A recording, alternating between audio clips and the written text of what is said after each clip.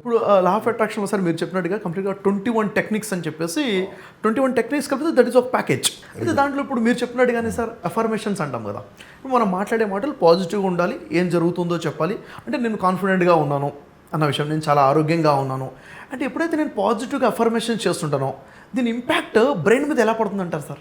మేము ఊర్లో పుట్టిన వాళ్ళం పక్క ఊరు సార్ నేను కూడా ఊరు నుంచి వచ్చానండి.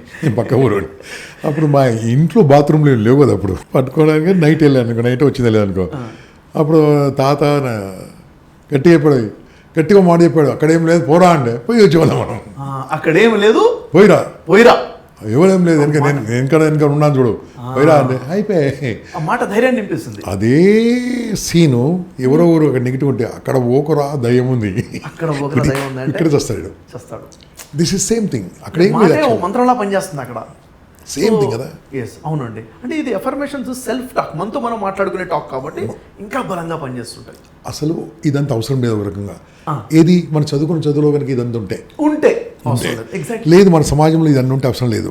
కానీ సమాజంలో ఇది లేదు, చదువులో లేదు, మీ ఇంట్లో కూడా చెప్పేవాళ్ళు ఎవరు లేరు. కాబట్టి ఇటువంటి కోర్సులు కావాలి, ఇప్పుడు కావాలి. ఎందుకోసమో అది వస్తే నీకేదో ఫీజు కడతారు, అది ఇంపార్టెంట్ కాదు. వాళ్ళ లైఫ్ మారిపోతాయి కదా, లైఫ్ మారిపోతుంది, ఆ లైఫ్ మారిపోతాయి కదా.